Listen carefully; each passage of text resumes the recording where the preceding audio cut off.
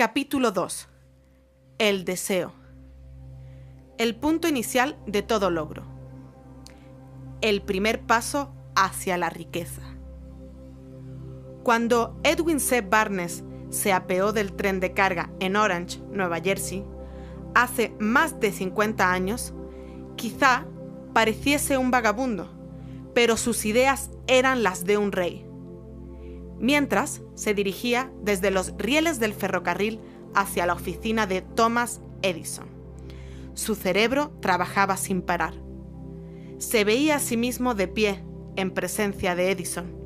Se oía pidiéndole a Edison la oportunidad de llevar a cabo la única obsesión imperiosa de su vida, el deseo ardiente de llegar a ser socio en los negocios del gran inventor. El deseo de Barnes no era una esperanza, no eran ganas, era un deseo vehemente, palpitante que lo trascendía todo. Era definitivo. El deseo no era nuevo cuando se acercó a Edison. Aquel deseo había dominado la mente de Barnes durante un largo periodo de tiempo. Al principio, cuando el deseo apareció por primera vez en su mente, podía haber sido un deseo más, un deseo vulgar. Pero cuando se presentó ante Edison, era algo completamente distinto. Algunos años después, Edwin Barnes volvió a pararse frente a Edison, en la misma oficina en que se había encontrado por primera vez con el inventor. En esta ocasión, el deseo se había convertido en realidad. Era socio de Edison. El sueño dominante de su vida se había vuelto realidad. En la actualidad, la gente que conoce a Barnes lo envidian por la oportunidad que la vida le había brindado. Lo ven solo en el momento de su triunfo, sin tomarse la molestia de investigar los motivos de su éxito. Barnes tuvo éxito porque eligió un objetivo definitivo y puso toda su energía, toda su fuerza de voluntad, todos sus esfuerzos, todo en pos de ese objetivo. No se convirtió en el socio de Edison el mismo día de su llegada, sino que se contentó con hacer tareas menores siempre que éstas le proporcionaran la oportunidad de acercarse un paso más a su objetivo. Pasaron 5 años antes de que apareciera la oportunidad que había estado buscando. Durante todos aquellos años no había habido ninguna esperanza.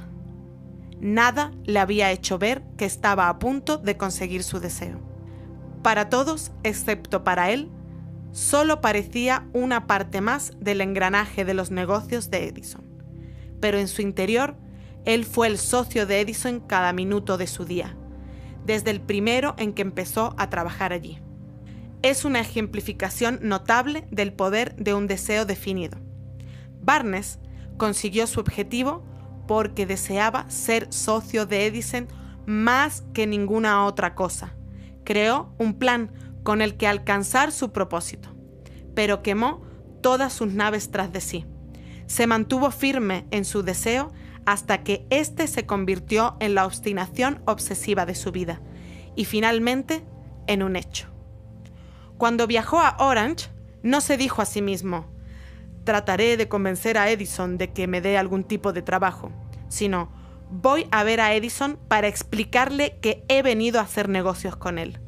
No se dijo: trabajaré allí unos meses y si no veo ninguna motivación dimitiré y buscaré otro trabajo. Sino: empezaré en cualquier puesto, haré lo que Edison me pida y antes de acabar seré su socio. No se dijo: estaré alerta ante cualquier oportunidad en caso de que no consiga lo que quiero en la organización de Edison. Sino: no hay más que una cosa en este mundo que estoy decidido a conseguir y es asociarme con Edison en sus negocios. Quemaré todas las naves tras de mí y apostaré mi futuro a mi capacidad para conseguir lo que quiero.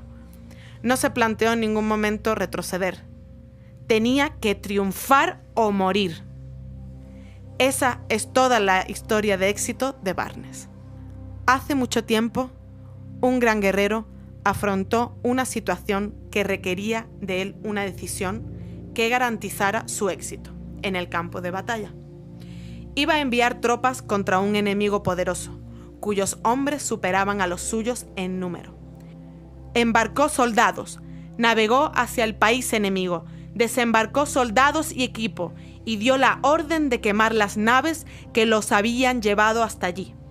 Al dirigirse a sus hombres, antes de la primera batalla, dijo: «Ved cómo los barcos se convierten en humo.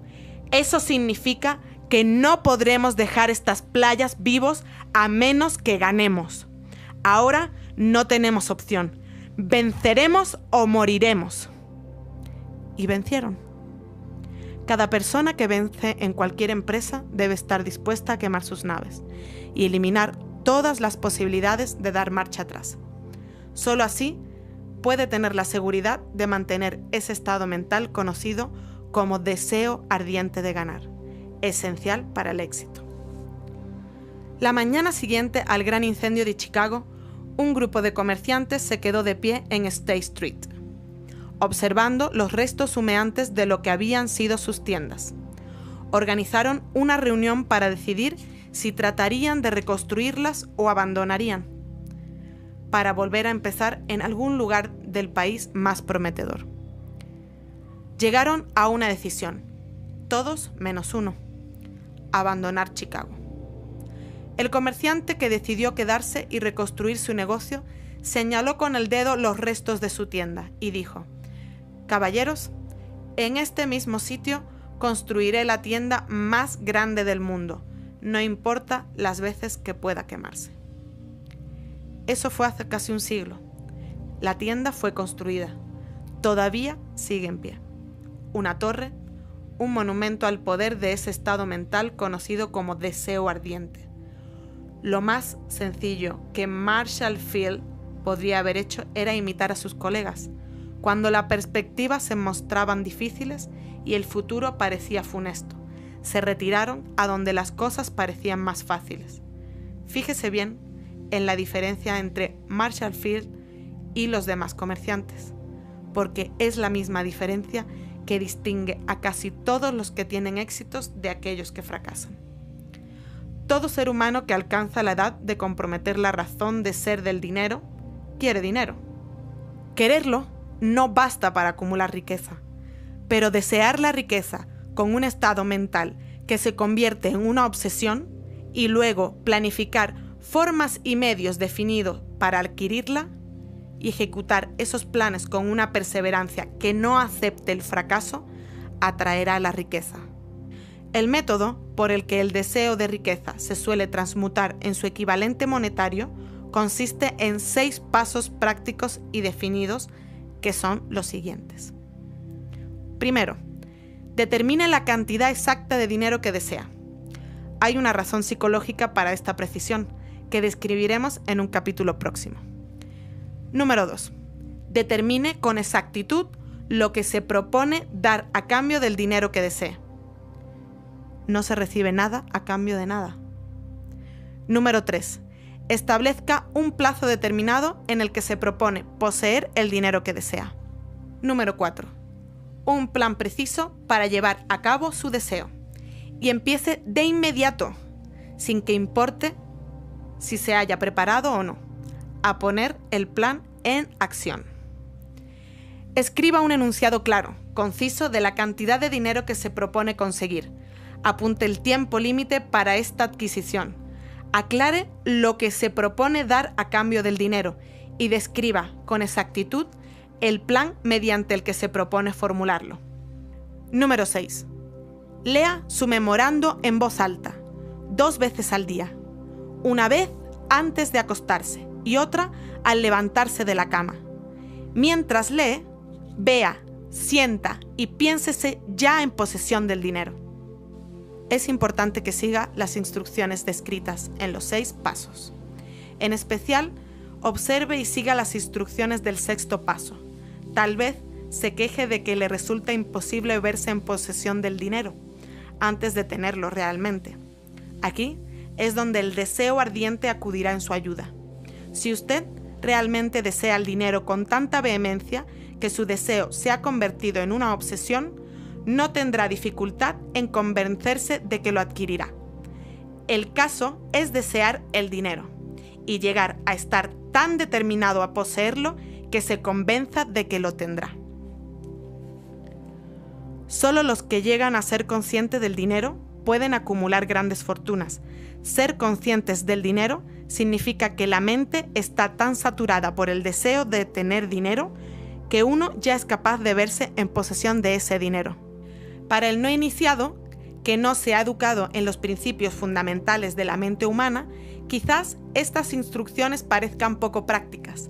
Para quienes no consigan reconocer la validez de estos 6 puntos, puede ser útil saber que la información que difunden fue revelada por Andrew Carnegie, el cual empezó como un obrero común en la siderúrgica, pero se las arregló pese a sus humildes comienzos para que estos principios le rindieran una fortuna de más de 100 millones de dólares.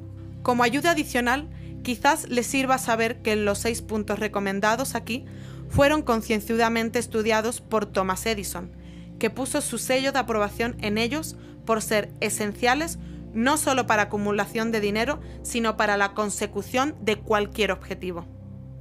Estos pasos no requieren trabajo duro, tampoco sacrificio, no exigen que uno se vuelva ridículo ni crédulo.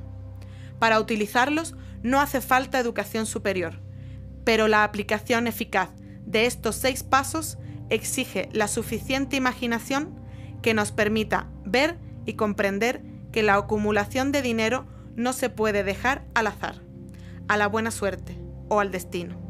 Uno debe darse cuenta de que todos los que han acumulado grandes fortunas primero han soñado, deseado, anhelado, pensado y planificado antes de haber adquirido el dinero. Llegados a este punto, usted sabrá también que nunca tendrá riquezas en grandes cantidades a menos que pueda llegar a ser la viva expresión del deseo ardiente por el dinero y que realmente crea que lo poseerá. También es necesario que sepa que todos los grandes líderes, desde el alba de las civilizaciones hasta hoy, han sido grandes soñadores. El cristianismo es en el presente una de las potencias mundiales porque su fundador fue un soñador tan intenso que tuvo la visión y la imaginación necesaria para ver el cristianismo en sus formas mentales y espiritual antes de que adquiriese forma física.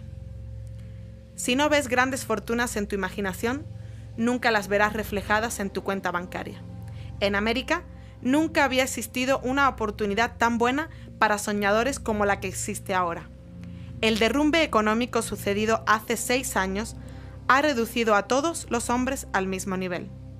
Está a punto de empezar una nueva carrera y está en juego grandes fortunas que pueden lograrse en los próximos 10 años. Las reglas de la carrera han cambiado, porque en la actualidad vivimos en un mundo distinto que favorece a las masas, a los que tenían pocas oportunidades o ninguna, para ganar bajo las condiciones de la depresión, cuando el miedo paralizó el crecimiento y el desarrollo.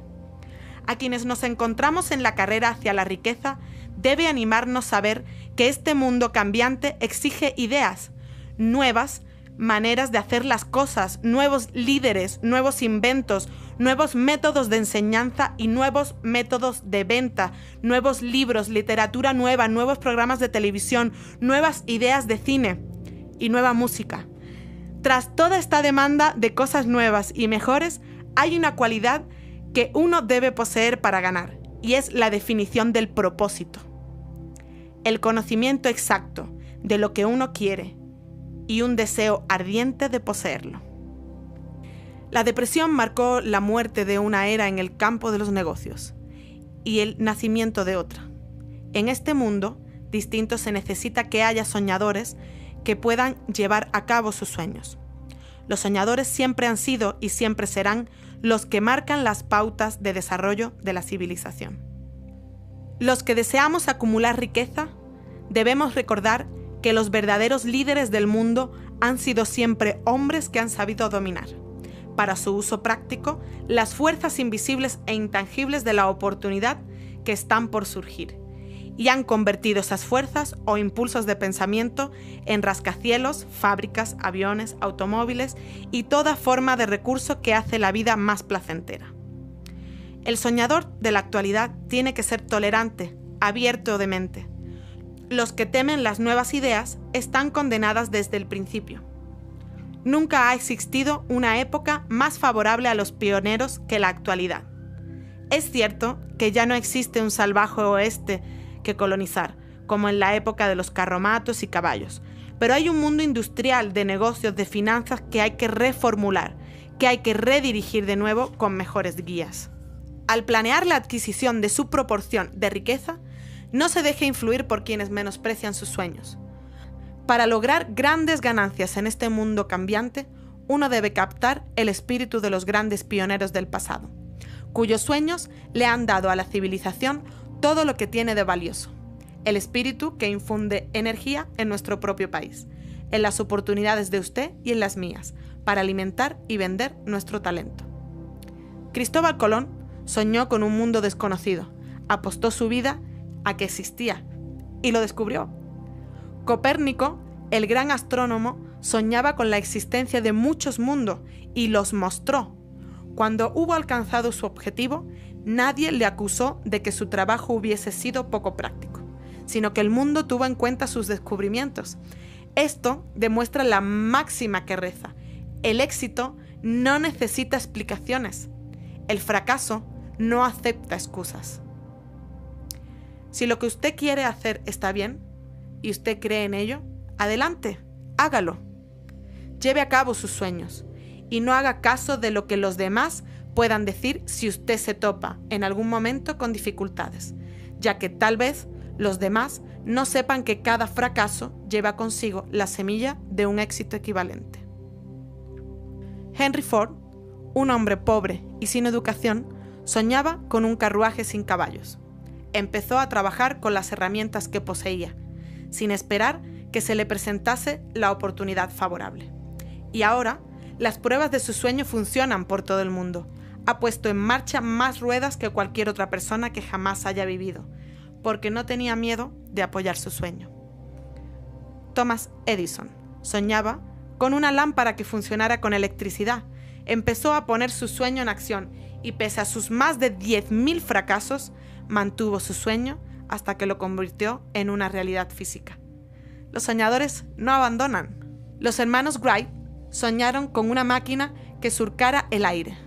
Ahora podemos ver en todo el mundo que sus sueños se han cumplido. Marconi soñaba con un sistema para dominar las intangibles fuerzas del éter. Las pruebas de que no soñaba en vano podemos encontrarlas en cada aparato de radio y de televisión que hay en el mundo.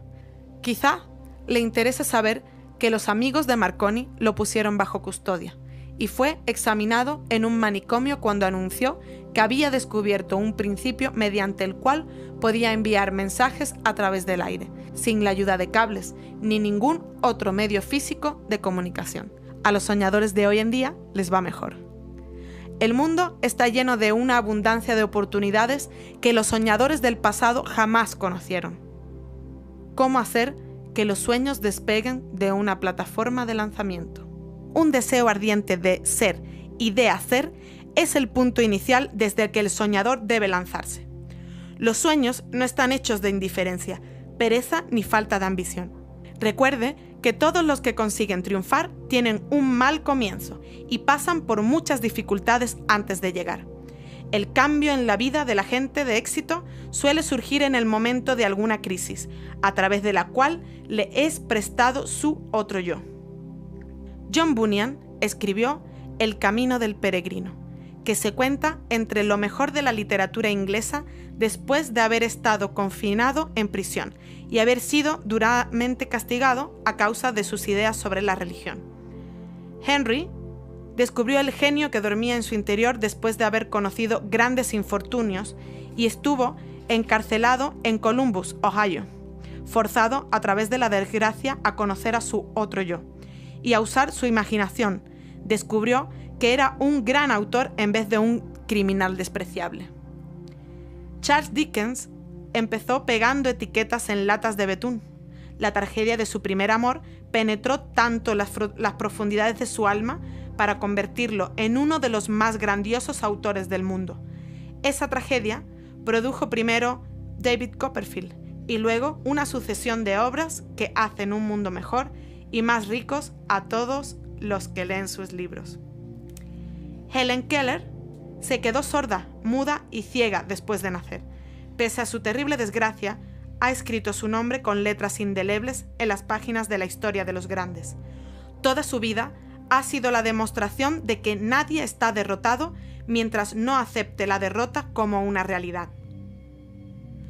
Robert Burns era un campesino analfabeto, sufrió la maldición de la pobreza y creció para ser un borracho. El mundo fue mejor gracias a su vida, porque vistió de prendas hermosas sus pensamientos poéticos y por tanto arrancó un espino para plantar un rosal en su lugar. Beethoven era sordo, Milton era ciego, pero sus nombres perdurarán en el tiempo porque soñaron y tradujeron sus sueños en ideas organizadas. Encontramos siempre una diferencia entre suspirar por algo y hallarse preparado para recibirlo. Nadie se encuentra listo para nada hasta que no crea que puede adquirirlo. El estado mental debe ser una convicción y no la mera esperanza o anhelo. La mente abierta es esencial para creer. La cerrazón de ideas no aspira a fe, ni coraje, ni convicción. Recuerde, no se requiere más esfuerzo para apuntar alto en la vida, para reclamar abundancia y prosperidad del que hace falta para aceptar la miseria y la pobreza. Un gran poeta ha expresado acertadamente esta verdad universal en unas pocas líneas. Le descubrí un penique a la vida, y la vida no me dio más, por mucho que le imploré a la noche cuando contaba mis escasos bienes. Porque la vida es un amo justo, que te da lo que pides, pero cuando has fijado el precio, debes aguantar la faena. Trabajé por un salario de jornalero, solo para descubrir, perplejo, que cualquier paga que hubiera pedido a la vida, ésta me la hubiera pagado de buen grado. Un caso práctico. El deseo vence a la naturaleza. Como culminación adecuada de este capítulo, quiero presentar a una de las personas más excepcionales que he conocido. Lo vi por primera vez pocos minutos después de que hubiera nacido. Vino a este mundo sin ningún rastro físico de orejas, y el médico admitió, cuando le pedí su opinión sobre el caso, que el niño sería sordo y mudo toda la vida. Me opuse a la opinión del médico, estaba en mi derecho, yo era el padre del niño. Tomé una decisión y me formé una opinión, pero expresé esa opinión en silencio, en el fondo de mi corazón. En mi interior supe que mi hijo oiría y hablaría. ¿Cómo? Estaba seguro que tenía que haber una manera, y sabía que la encontraría. Pensé en las palabras del inmortal Emerson. El curso de las cosas acontece para enseñarnos la fe. Solo necesitamos estar atentos. Hay indicadores clave para cada uno de nosotros, y si escuchamos con humildad, oiremos la palabra justa. ¿La palabra justa?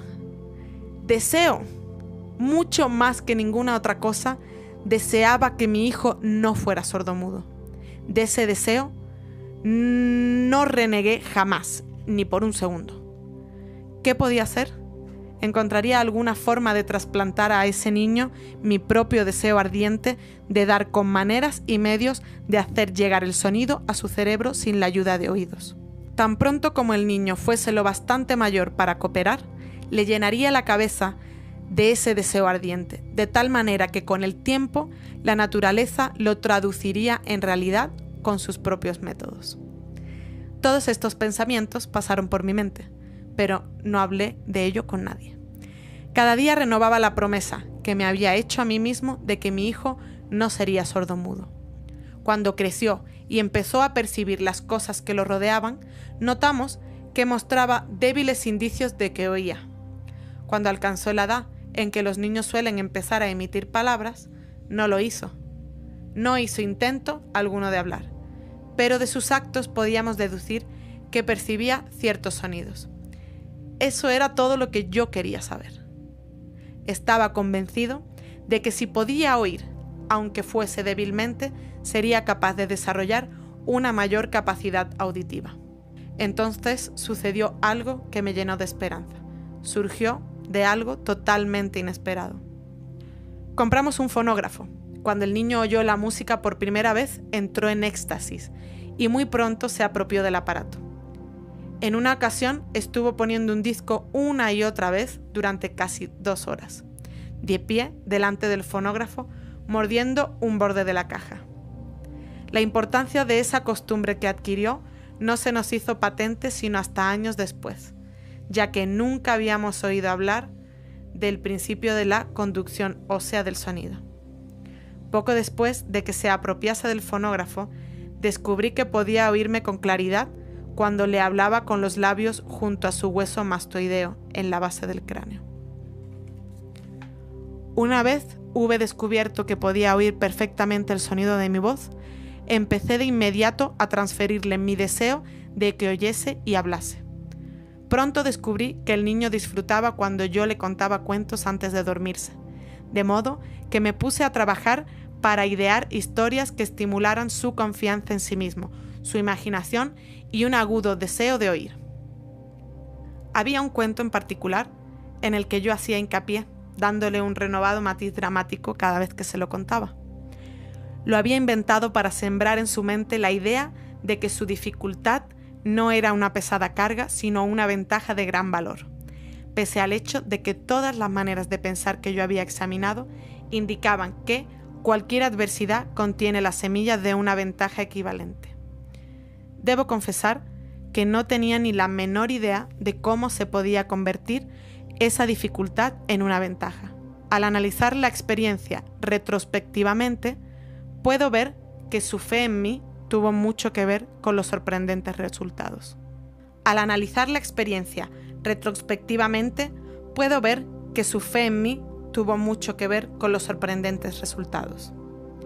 Él no cuestionaba nada que yo dijera. Le vendí la idea de que tenía una ventaja original sobre su hermano mayor y que esa ventaja se reflejaría de muchas maneras. Por ejemplo, los maestros de la escuela se darían cuenta de que no tenía orejas y por ese motivo le dedicarían una atención especial y lo tratarían con una amabilidad y una benevolencia extraordinarias. Siempre lo hicieron. También le vendí la idea de que cuando fuese lo bastante mayor para vender periódicos, su hermano mayor era ya vendedor de periódicos, tendría una gran ventaja sobre su hermano, porque la gente le pagaría más por su mercancía, debido a que verían que era un niño brillante y emprendedor pese al hecho de carecer de orejas. Cuando tenía unos 7 años, mostró la primera prueba de que nuestro método de apoyo rendía sus frutos. Durante varios meses imploró el privilegio de vender periódicos, pero su madre no le daba el consentimiento. Entonces se ocupó por su cuenta del asunto. Una tarde, en que estaba en casa con los sirvientes, trepó por la ventana de la cocina, se deslizó hacia afuera y se estableció por su cuenta. Le pidió prestados 6 centavos al zapatero, remendón del barrio. Lo invirtió en periódicos, los vendió, reinvirtió el capital y repitió la operación hasta el anochecer. Después de hacer el balance de sus negocios y de devolverle a su banquero los 6 centavos que le había prestado, se encontró con un beneficio de 42 centavos. Cuando volvimos a casa esa noche, lo encontramos durmiendo en su cama, apretando el dinero en un puño. Su madre le abrió la mano, cogió las monedas y se puso a llorar. Me sorprendió. Llorar por la primera victoria de un hijo me pareció fuera de lugar. Mi reacción fue la inversa. Reí de buena gana, porque supe que mi empresa de inculcar en la mente de mi hijo una actitud de fe en sí mismo había tenido éxito. Su madre veía a un niño sordo que, en su primera aventura comercial, se había escapado a la calle y había arriesgado su vida para ganar dinero. Yo veía a un hombrecito de negocios valiente, ambicioso y lleno de confianza en sí mismo, cuyo valor intrínseco se había incrementado a un 100%, al haber ido a negociar por su cuenta y haber ganado. La transacción me agradó, porque había dado pruebas de una riqueza de recursos que lo acompañaría toda la vida. El pequeño sordo asistió a la escuela, al instituto y a la universidad, sin que fuese capaz de oír a sus maestros, excepto cuando le gritaban fuerte a corta distancia. No lo llevaron a una escuela para sordos. No le permitimos que aprendiese el lenguaje de sordomudos. Habíamos decidido que viviese una vida normal y mantuvimos esa decisión, aunque nos costó muchas discusiones acaloradas con funcionarios escolares. Cuando estaba en el instituto, probó un aparato eléctrico para mejorar la audición, pero no le dio resultado. Durante su última semana en la universidad, sucedió algo que marcó el hito más importante de su vida. En lo que pareció una mera casualidad, entró en posesión de otro aparato eléctrico para oír mejor, que le enviaron para probar. Estuvo indeciso en probar el aparato, debido a su desilusión con el otro similar. Finalmente lo cogió, se lo puso en la cabeza, conectó las baterías y ¡sorpresa! Como por arte de magia, su deseo de toda la vida de oír normalmente se convirtió en realidad. Por primera vez, oía tan bien como cualquier otra persona con audición normal.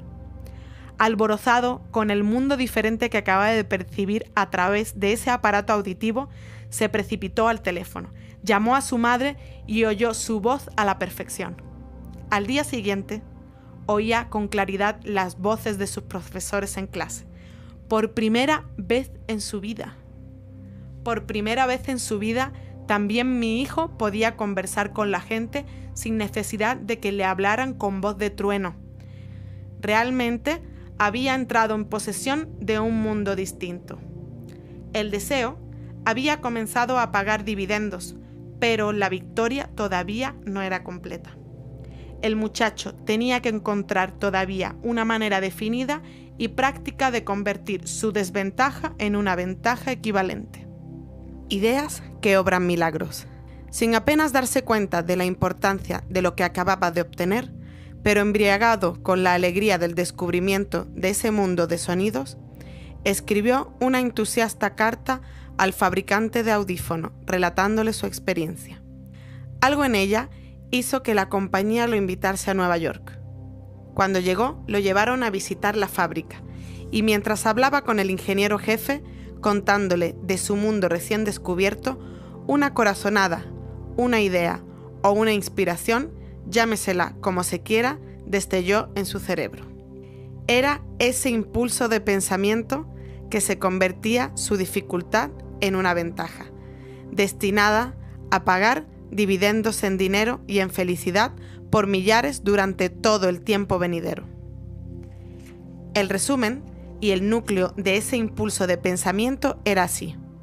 Se le ocurrió que él podría ser de gran ayuda para los millones de sordos que viven sin el beneficio de audífonos si pudiera encontrar una manera de relatarles las historias de su descubrimiento del mundo.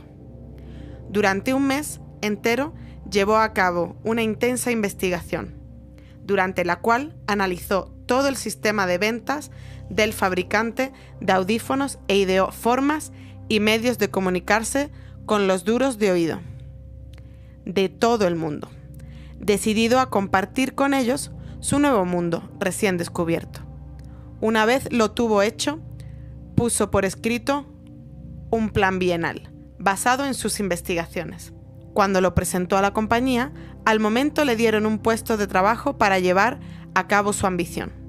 Poco había soñado, cuando empezó a trabajar, que estaba destinado a llevar esperanza y alivio a millares de sordos, que sin duda se hubieran visto condenados para siempre a la sordera. No me cabe duda de que Blair hubiera sido sordomudo toda su vida si su madre y yo no nos hubiésemos ingeniado para formar su mente tal como lo hicimos. Cuando sembré en su interior el deseo de oír y hablar y de vivir como una persona normal, alguna extraña influencia en ese impulso que hizo que la naturaleza tendiese una especie de puente para salvar el golfo del silencio que separaba su cerebro del mundo exterior. En verdad, el deseo ardiente tiene una manera tortuosa de transmutarse en su equivalente físico. Blair deseaba una audición normal y ahora la tiene. Nació con una minusvalía que fácilmente hubiera desviado a alguien, con un deseo menos definido, a la calle, con un puñado de lápices en una mano y una lata vacía en la otra. la pequeña mentira piadosa que sembré en su mente cuando él era un niño, llevándolo a creer que su defecto se convertiría en una gran ventaja que podía capitalizar, se justificó sola. Ciertamente no hay nada correcto o equivocado que la confianza, sumada a un deseo ardiente, no pueda hacer real. Estas cualidades están al alcance de todos. Una noticia en relación con Madame Chumano-Henk da la clave del estupendo éxito de esta mujer como cantante. Cito el párrafo porque la clave que contiene no es otra que el deseo. Al comienzo de su carrera, Madame Chumano-Henk visitó al director de la Ópera de Viena para que le hiciera una prueba de voz, pero él no la aprobó. Después de echar un vistazo a la desgarbada y pobremente vestida muchacha, exclamó nada cordial: «Con esa cara y sin ninguna personalidad, ¿cómo espera tener éxito en la ópera? Señorita, olvide esa idea. Cómprese una máquina de coser y póngase a trabajar. Usted nunca podrá ser cantante». Nunca es demasiado tiempo. El director de la Ópera de Viena sabía mucho sobre la técnica de canto. Sabía muy poco del poder del deseo, cuando éste asume las proporciones de una obsesión. Si hubiera conocido mejor ese poder, no hubiese cometido el error de condenar el genio sin darle una oportunidad. Hace varios años, uno de mis socios se enfermó. Se puso cada vez peor a medida que el tiempo transcurría, y finalmente lo llevaron al hospital para operarlo. El médico me advirtió que había muy pocas posibilidades de que yo volviera a verlo con vida, pero esa era la opinión del médico y no la del paciente. Poco antes de que se lo llevaran al quirófano, me susurró con voz débil: «No se preocupe, jefe, en pocos días habré salido de aquí». Una enfermera me miró apenada, pero el paciente se recuperó satisfactoriamente. Cuando todo hubo terminado, su médico me dijo: «No lo salvó otra cosa que su deseo de vivir. Nunca hubiera salido de este trance si no se hubiese negado a aceptar la posibilidad de la muerte».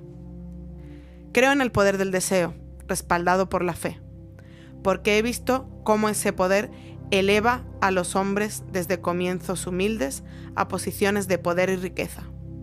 Lo he visto cómo saqueaba la tumba de sus víctimas, cómo servía de medio para que los hombres llevaran a cabo su rehabilitación, después de haber fracasado en un centenar de formas distintas. Lo he visto darle a mi propio hijo una vida normal, feliz y llena de éxito, a pesar de que la naturaleza lo enviase a este mundo sin orejas. ¿Cómo se puede dominar y usar el poder del deseo? Eso queda explicado en este capítulo y los subsiguientes del libro. Mediante algún extraño y poderoso principio de química mental que nunca ha divulgado, la naturaleza envuelve el impulso del deseo ardiente, ese algo que no reconoce la palabra imposible, ni acepta el fracaso como realidad. No hay limitaciones para la mente excepto las que aceptamos. La pobreza y la riqueza son vástagos del pensamiento.